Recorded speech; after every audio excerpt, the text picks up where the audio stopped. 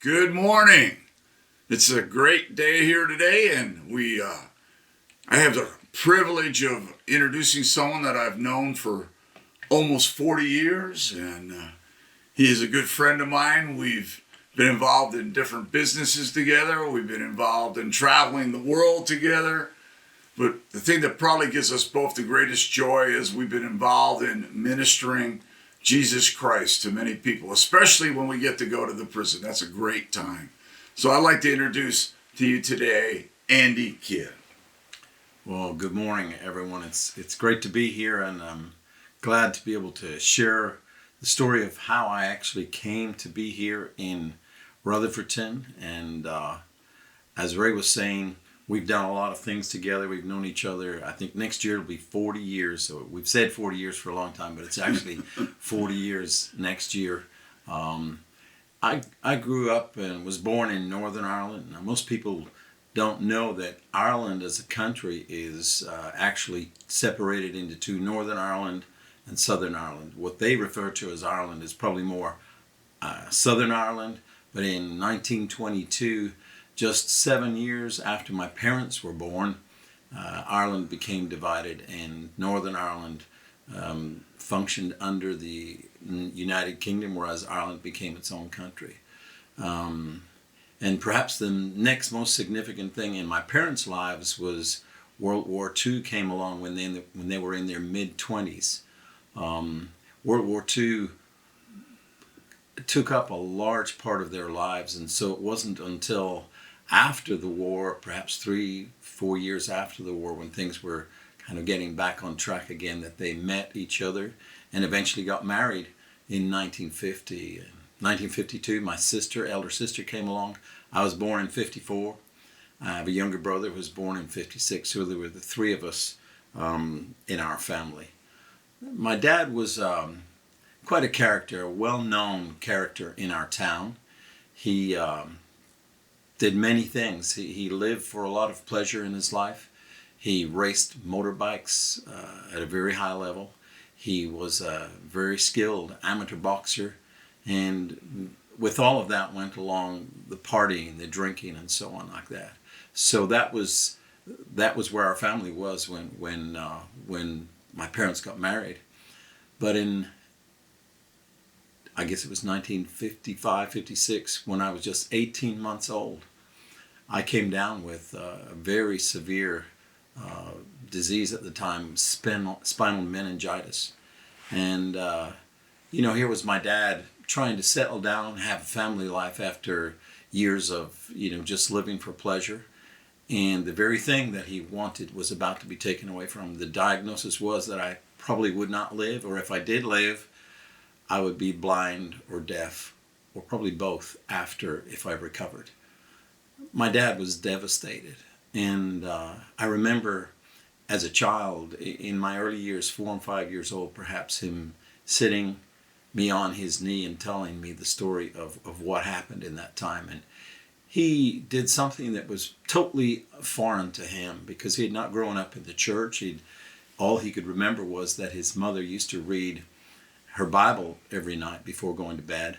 And so that was the one place that he could turn. So in desperation, he went to his bedroom and literally cried out to God.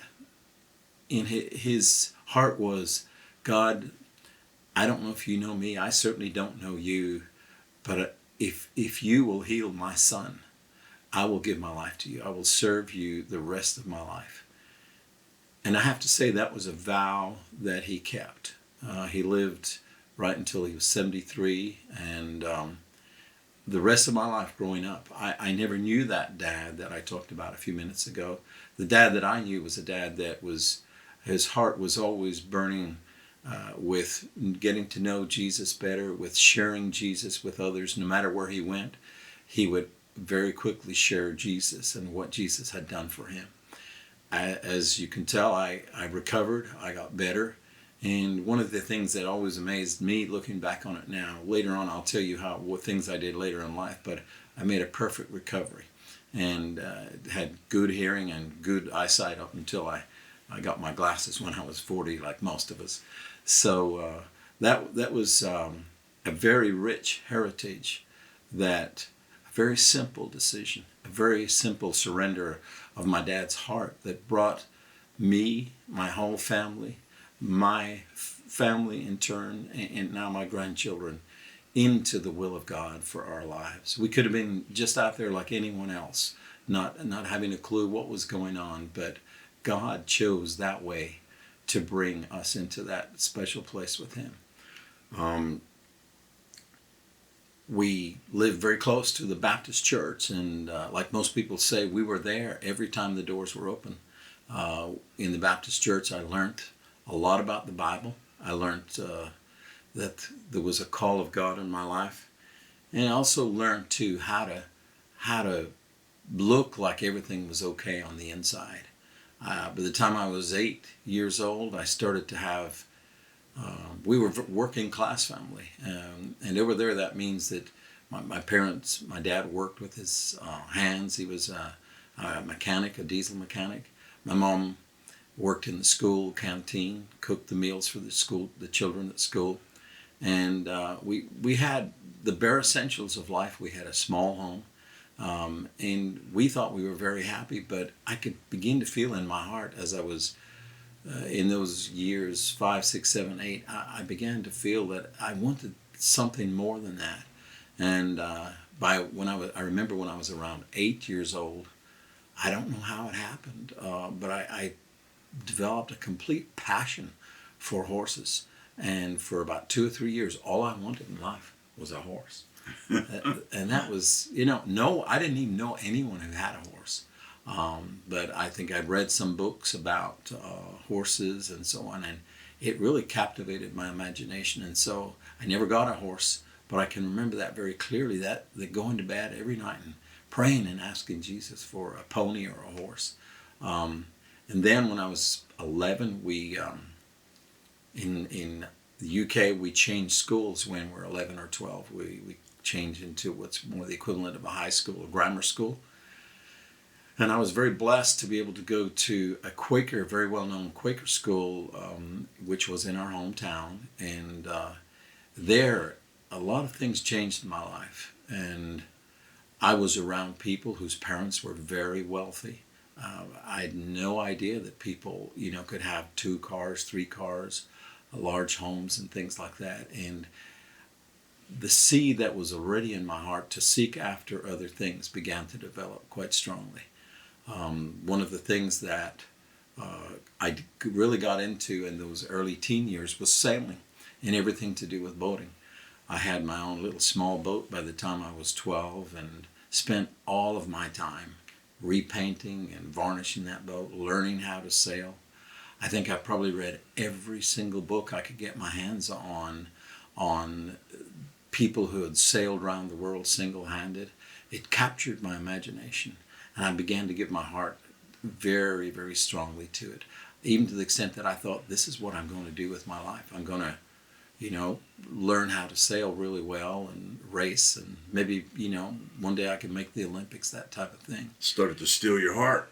That was what was going on. And, looking back, as I look back now at the things my brother and I, we spent our entire summer vacation and our camper at the coast, and if we weren't fishing, we were skiing, we were sailing, we were in speedboats. Everything revolved around that, and that was what was going on. My heart was more and more being stolen away, and no one thought, oh, you're bad guys doing all that type of thing. My brother and I, and my sister, she wasn't as involved in that, but everybody thought we were good guys, and we weren't out doing all the bad stuff that other people do. So I also got into building model airplanes. Gave my heart very, very strongly to that, and that was something that was to come back around later on in life, and really resurface again.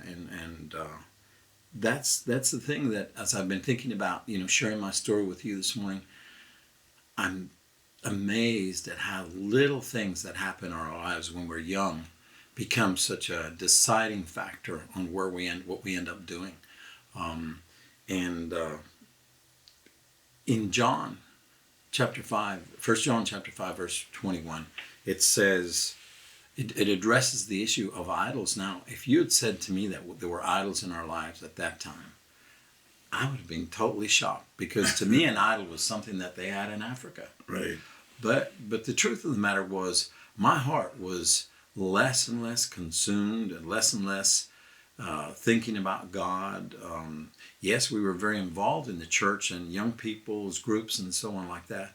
But really what was at the bottom of my heart was my desire to gain some kind of recognition through becoming a well-known sailor, or something in the aviation industry, things like that. And it really went from one thing to the other. And it says in John 5 and 20, 1 John 5 and 21, it says, "Little children, keep yourselves from idols, false gods, from anything and everything that would occupy the place in your heart due to God, from any sort of substitute for Him that would take first place in your life." And there was no doubt about it that I knew what was first place in my life. But I always had that tension. I was still aware that God had to be part of my life. And so for all those years, I thought I had, maybe done a deal with God where I'd got enough of Him to keep me happy, and He had enough of me to keep Him happy. But I began, the more that life went on, I found out that that was not the case, that God, in fact, wants our whole heart.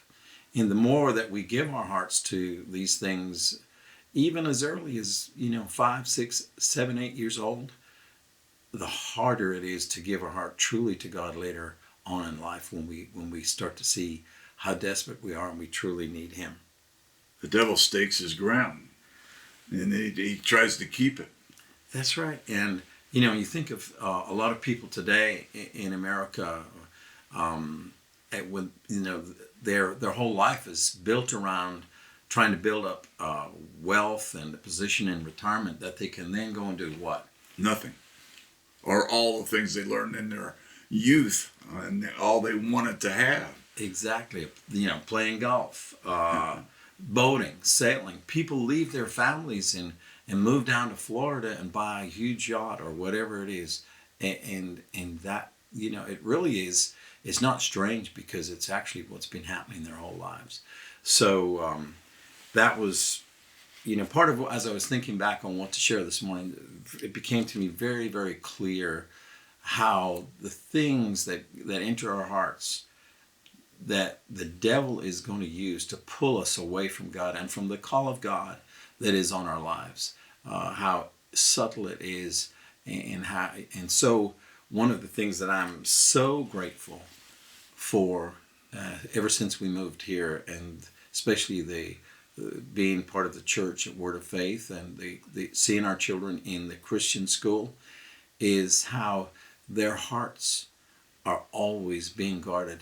Not to be stolen away by things in the world, by money, by pleasures, activities. It's very easy for that to become a god, to become an idol in your life.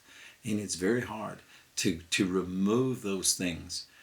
God can do it, but the only way that He in fact does it is by, as we return to Him and begin to give our hearts to Him, those things begin to fade away and be replaced by the desire and the ability to serve God and to worship Him and to know Him.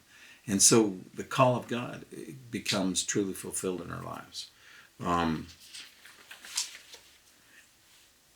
It says in Psalms 139, verse 16, that God, right from before we were born, He saw everything, and He wrote down all the days of our life in His book.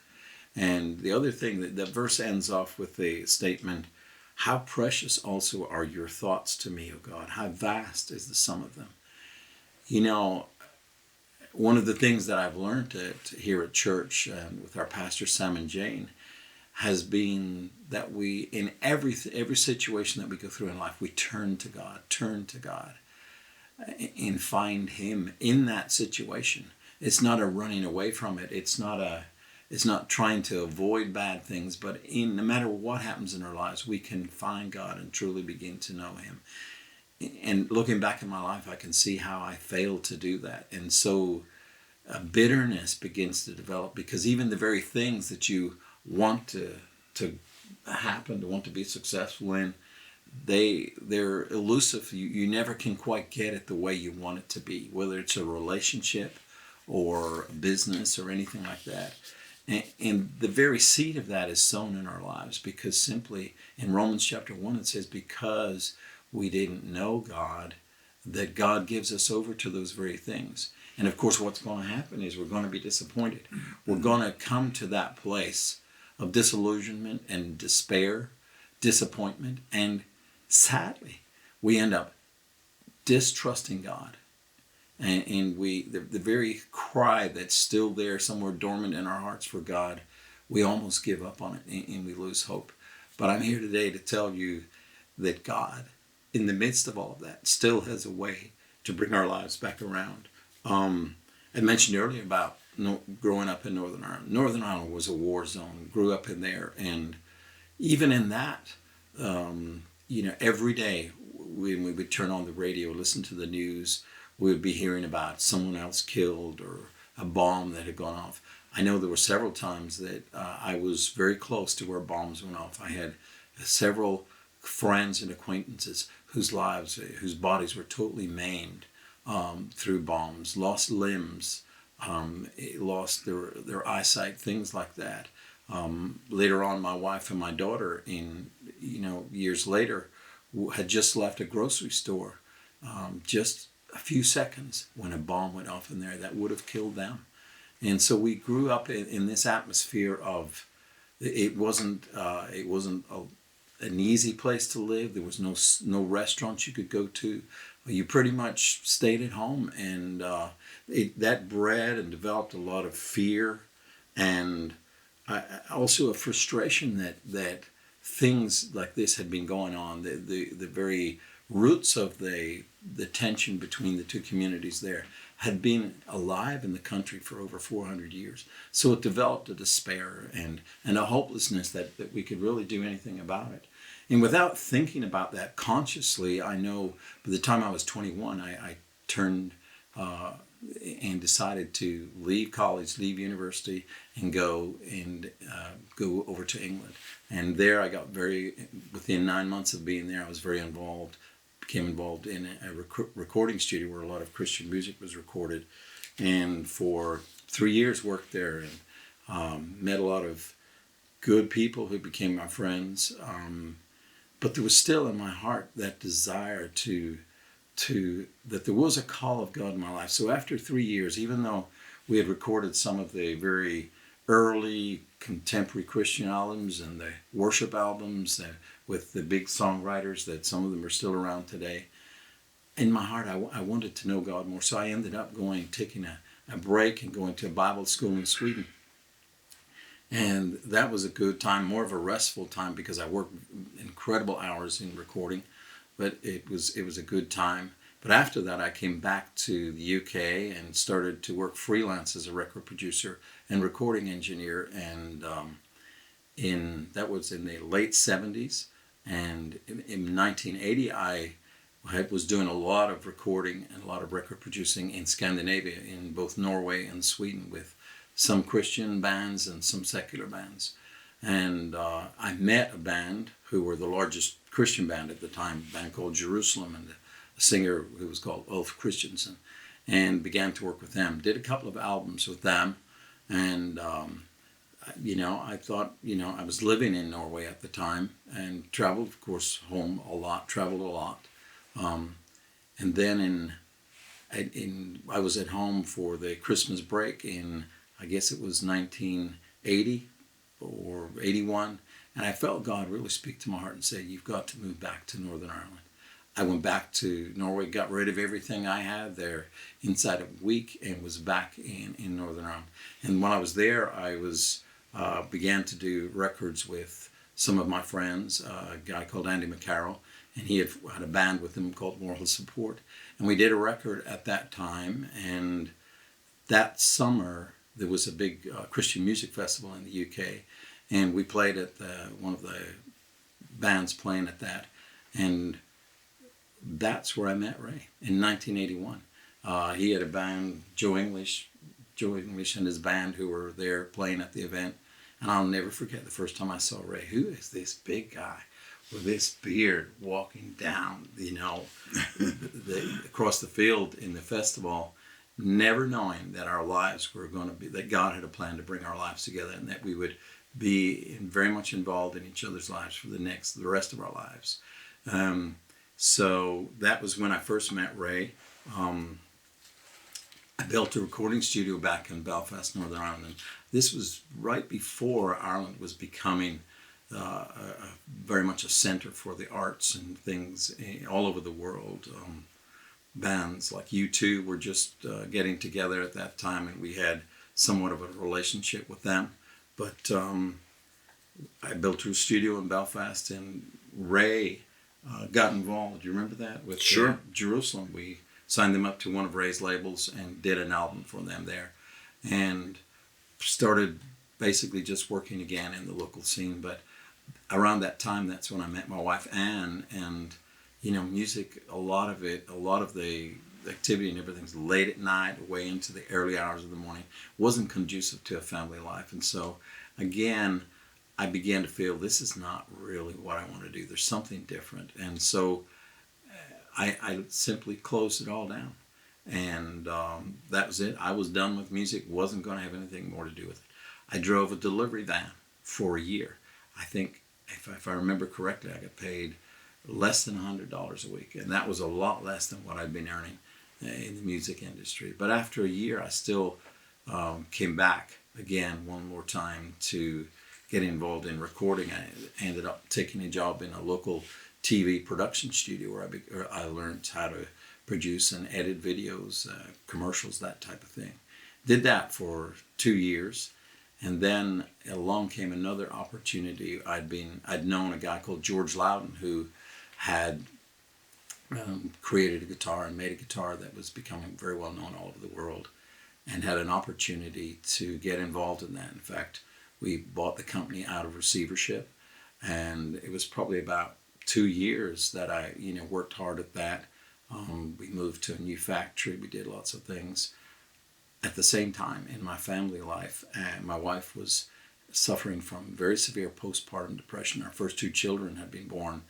And on the one hand here, I was having to travel, very frequently outside of Ireland to America and other countries to promote the company. And yet at the same time, at home, our family life was falling apart. So in desperation, I knew I needed help. And Ray, I think you were getting out of the whole music industry around about the same time. Correct. And you came and stayed for us for a whole week at our home. We had a very nice home in Ireland, right at the coast. I had a yacht in the harbor. Life was made, but underneath it was still falling apart. And so Ray came and shared that he had moved to Spindale. Well, I don't know that I could even find it on the map. I'm sure I looked, but I don't think I found it. But as he told me about what was going on in his life and what was happening at the church there, I found that same desire deep in my heart. This is really what I should be This is what I should be focusing on. All these other things will come into line. Everything else that I wanted in life would come into line if God really was first in my heart. And I could see a fire in Ray. I had preached at Ray for years before when we were in the music industry. Ray, you need to go to church. Needed a lot of help. I needed a lot of help. Yes. And here he was now. The tables were turned. Ray was sharing verses with me that had become to mean a lot of him and the friends he had got to know here. Anyway, we ended up in January of 1992. I was supposed to be coming to America, and we've shared this story on an earlier radio program, my wife and I. We ended up here miraculously. Literally, God snatched us out of a situation that really would have been the end of our lives and brought us here. We were here for 6 months. And then during that time, of course, I was able to travel back and forth. And for the next 8 years, we still had that company. Ray was involved in the ownership too. And I would go to Northern Ireland for 10 days. And then whenever I had to come back here, Ray would go because we were running the factory and take care of things there for us. And it was just amazing, really, how God had all of that orchestrated, that would be the provision for our lives. And so that was how we got involved with the church here with Sam and Jane. The company did very well, and we ended up, but we knew it wasn't God's call in our lives. We ended up selling that company in 1998, and we bought together Daniel Furniture and got involved in that here. But through the economic recession, and also because of some of the actions and boycotts against businesses that our church members owned, that was not succeeding as it needed, and so I ended up taking a job with a friend of ours in the apartment management industry. And Ray, you worked in Daniel Furniture for probably another six or 8 years before you again joined me Right. in that venture and became an apartment manager. And it was probably we did that together for 3 or 4 years, and then we moved out of that business, and I got involved in another business where we were making biodiesel with Fuel Works, and that transitioned into a trucking company as we moved away from the biodiesel, and once again we're working together now in that. And I know time's running out, but the thing that absolutely amazes me as I've been thinking back and looking back at how God's hand has been on my life, it says in Proverbs 16 verse 9, a man's mind plans his way, but the Lord directs his steps and makes them sure. And if I had ended up doing all the things that I ever thought of doing together, that we thought of doing, I doubt we'd be sitting here today, Ray. No, we wouldn't. Yeah, that's for sure. It would have stole our hearts, just like the devil was stealing your heart when you were a young man and you made that turn. But share how God really, moves when we both saw the vision of the real ministry of going into the prisons together, and how God so joined us there, even at a greater way. Yes. I think it was probably 5, 6, maybe more years ago that we started to get involved, and it wasn't so much out of the fact that we had so much to share, but it was, I think our pastor saw that we needed to have that as a focus in our lives. And, when in the county jail, we used to go in there 3 or 4 mornings a week at 8:30 or 9, I can't remember the time in the mornings, and you would have 25, 30 guys sitting there who were absolutely at the rock bottom in their lives. And, I would say, God, why have you chosen me? I've got really not a lot to share, but, getting ready every morning in the shower, I just cry out to God, God, speak to someone's heart today. And there was never a time that we go in there maybe not knowing exactly what we were going to say or share, and yet God would move through us to touch someone's heart. And they would come at the end and ask you to pray or bring situations that were really difficult that they were facing.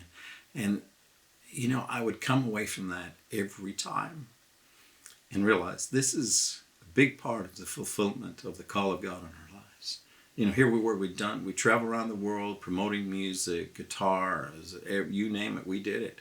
And yet, we'd walk out of there absolutely humbled because we'd opened our hearts and God had flowed through us to speak, to help someone in some way.